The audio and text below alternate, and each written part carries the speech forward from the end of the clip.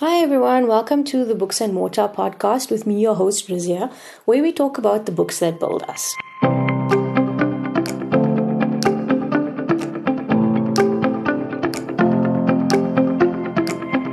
So this episode I'm going to be focusing on The Familiar by Leigh Bardugo. But speaking of the books that build us, is actually a quote by J. Christoph that I'd really like to share with you. And I feel it captures the idea of us being impacted by the stories that we read. So here it goes. The books we love, they love us back. And just as we mark our places in the pages, those pages leave their marks on us. I can see it in you, sure as I see it in me. It's lovely. Alright, so The Familiar is the latest of Leigh Bardugo's novels, and it's a difficult one for me to review. I did not like the book, okay? But hey, we can't like them all, right? So I'm going to read the synopsis for you on the back. Please forgive my pronunciation of the names. I am not great at Spanish. So here goes. In a shabby house on a shabby street in the new capital of Madrid, Lucia Cortado uses scraps of magic to get through her days of endless toil as a scullion. But when her scheming mistress discovers the lump of a servant cowering in the kitchen is actually hiding a talent for little miracles, she demands Lucia use those gifts to better the family's social position. What begins as a simple amusement for the bored nobility takes a perilous turn when Lucia garners the notice of Antonio Perez, the disgraced secretary to Spain's king. Still reeling from the defeat of his armada, the king is desperate for any advantage in the war against England's heretic queen, and Perez will stop at nothing to regain the king's favor.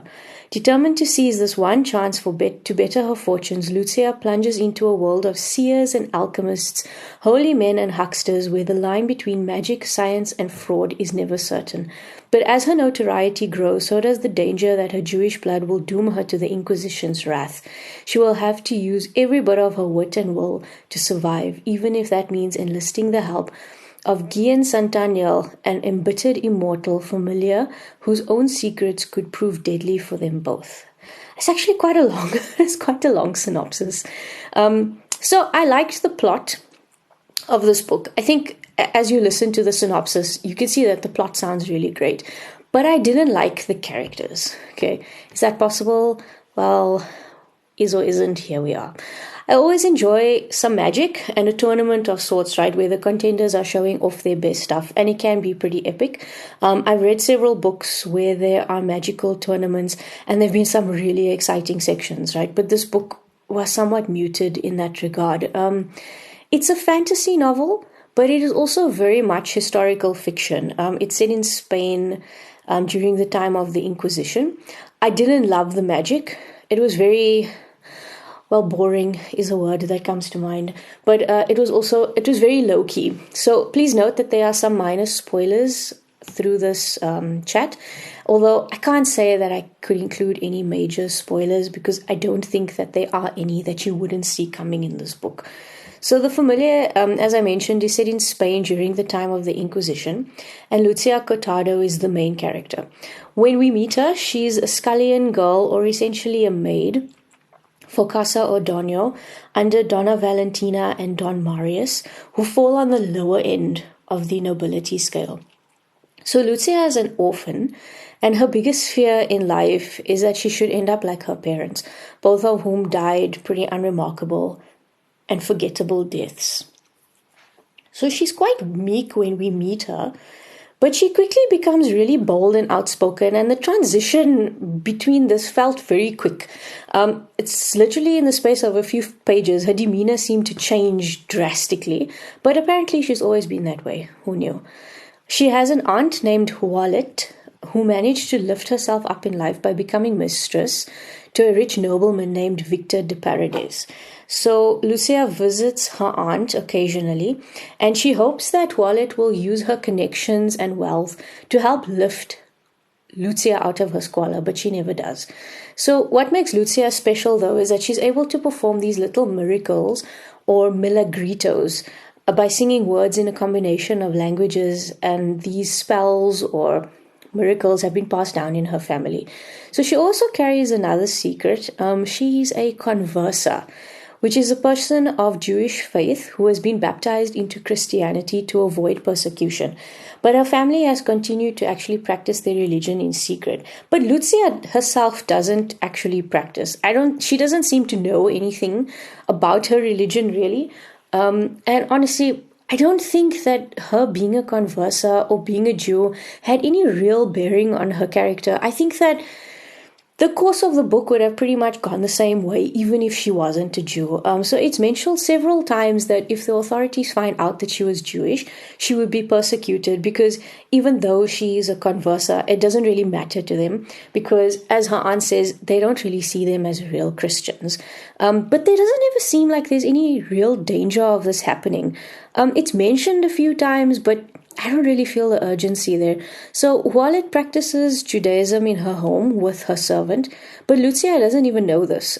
So you really wonder what kind of a relationship exists between aunt and niece. They seem to know each other, but do they really know each other? The story starts really when Donna Valentina discovers that Lucia is able to perform these little milagritos, and she decides to use it to her advantage to raise their social status, right? So Lucia, I feel like she actually wanted to show off. She wanted to show Donna Valentina that she was special because she could have avoided this happening, but she chose not to. She made a conscious decision to show her that she's able to perform these little miracles.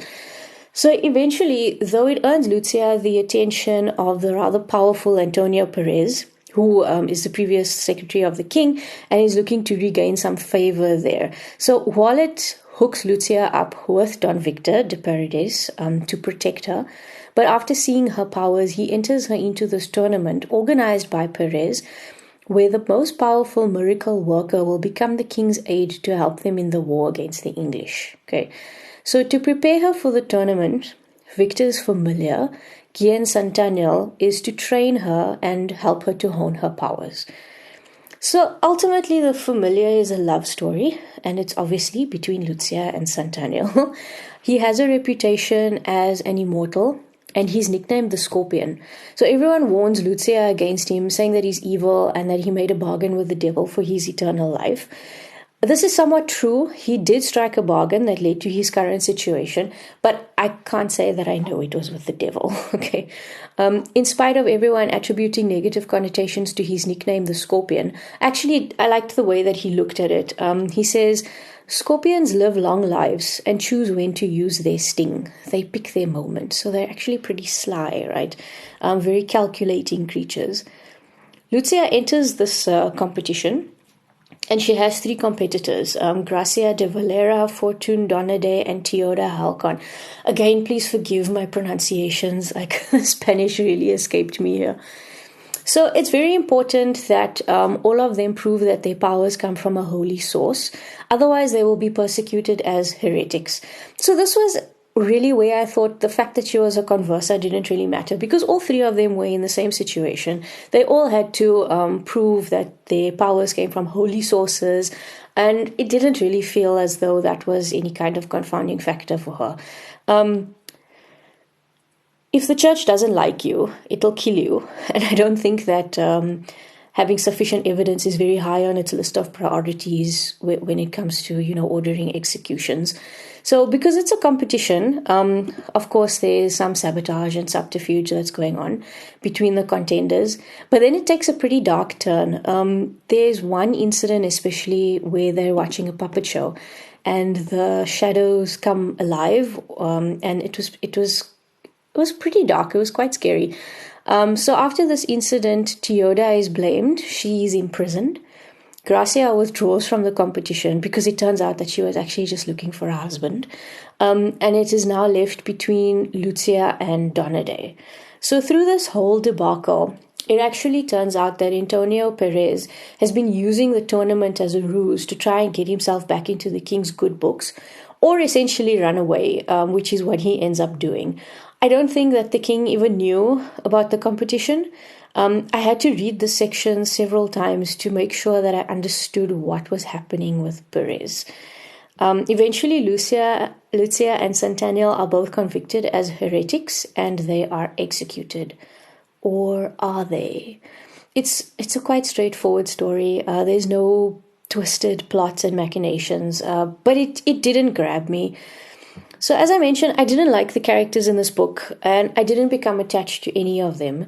And in that way, I like that it was a standalone book because I wouldn't read more of the story. Lucia and Hualet were both pretty selfish people. Although Lucia was irritated that her aunt didn't come or help her to come up in life, she herself was also very self interested, and she would do something only if she felt it had some benefit to her, just like her aunt. I understand that she was tired of being a scullion or a maid to somebody and she wanted to improve her station in life. But it felt as though she would go to great lengths to make that happen. She's not essentially a good person or a bad person, but she's ambitious. And I think that unchecked ambition will turn you into whoever you need to be in a particular situation. She's also super cocky, and it feels like she's contrary just because she can be. She's just contrary just to be contrary. Hualet was not much better. I'm sure that she loved Lucia, but it felt as though she kept her at arm's length out of fear for herself, even though she was the one who taught her about the Milagritos. I also think that she was actually a little jealous that Lucia had a much better command over the magic than she did. So that said, the magic in itself was quite unremarkable. And okay, so even though Santaniel was the co-star here, I'm going to say this. He had no personality. There it is. I said it, right? Maybe it's a product of his immortality that he kind of just became grey. I suppose, when you live that long, nothing is new to you anymore. Nothing is exciting. Nothing stands out. And that's honestly just how I felt he was. He just stands around, he broods, and then he goes off to kill somebody. Even Lucia describes him as an animated corpse when she first meets him. But it seems that the more time he spends around her, the more vital he becomes because he's able to absorb some of her magic. So he goes from a corpse to like a slightly lesser version of a corpse. But an animated corpse is not a flattering description, right? And then a slightly less dead corpse doesn't sound very attractive either. So am I asking too much from him? No. I want a hero that I can also love, right? When you read these stories where there's a romance, you want to be invested in these characters, right? I cannot love varying degree of corpse. It doesn't work for me. And I'm kind of judging Lucia now because just thinking about it. He doesn't smile. He doesn't say anything especially charming or intriguing. He doesn't make a joke. He's just there. And here's the thing, right, is that Leigh Bardugo has written some really great, really fantastic characters, especially those of the Crow's duology. So comparatively, these really just fell flat. And there wasn't any development or any depth to any of the characters.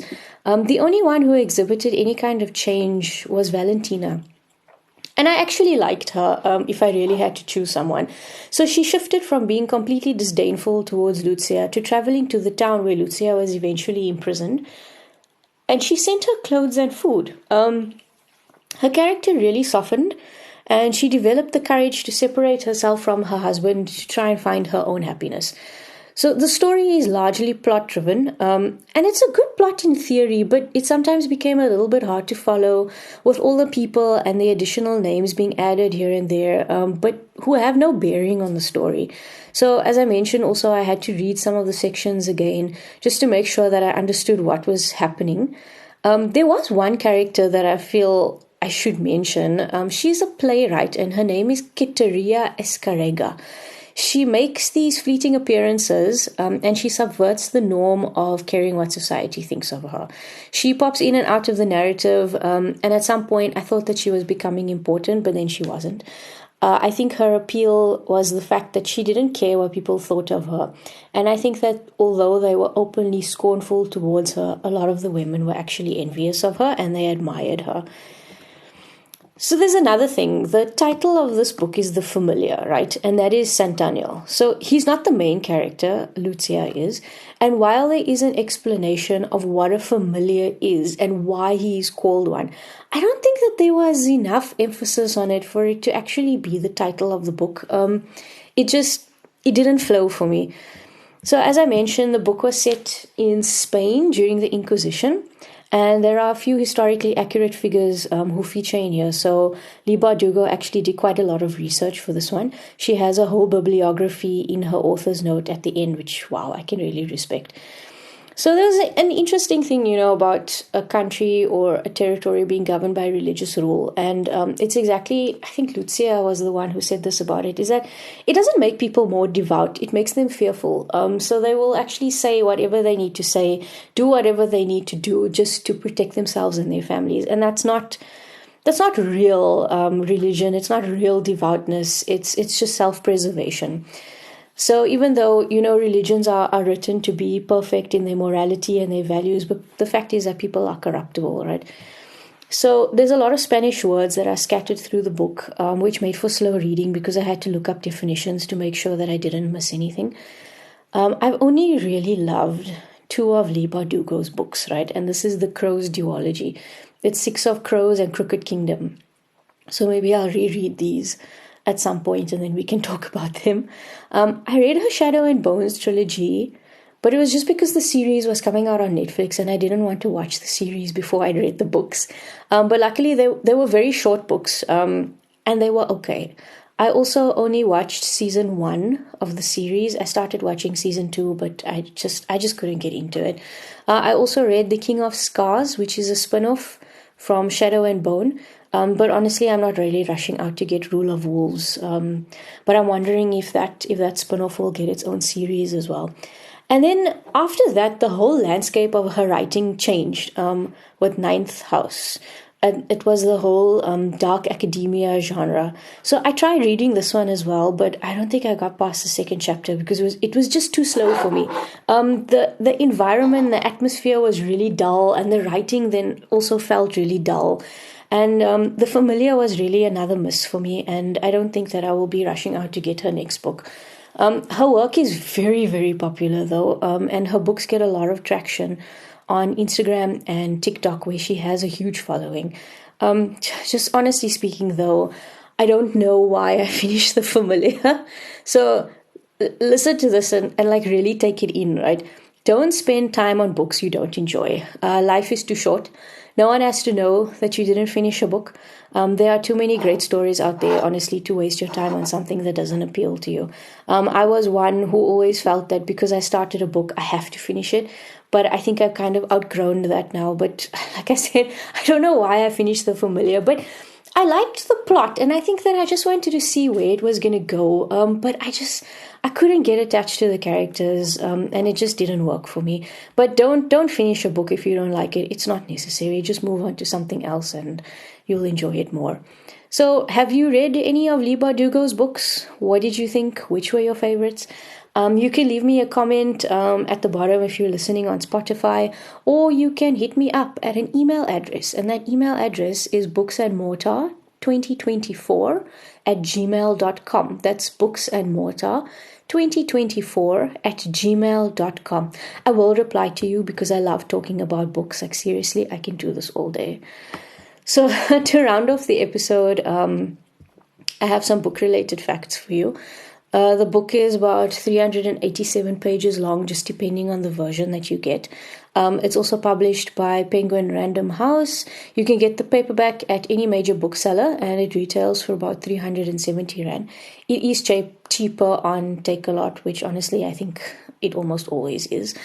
So my overall rating of The Familiar was 3 out of 5, which is a little bit lower than the Goodreads rating of 3.91. I suppose, you could round that up to 4 stars. Truthfully, I think I'm being a little bit generous with my rating. It's not a book I would recommend to somebody, and it's not a book I would read again. But if you heard something in here that maybe appealed to you, give it a read and then let me know what you think. I would be interested in hearing different opinions. So I use the Goodreads app to track my reading, to keep a to-be-read list, which honestly just keeps on growing. And then it gives me this nice little summary of my reading at the end of each year. It's free to sign up, so if it sounds interesting to you, sign up. And thanks so much for listening. Until next time, this is Books and Mortar with me, your host, Rizia, where we talk about the books that build us.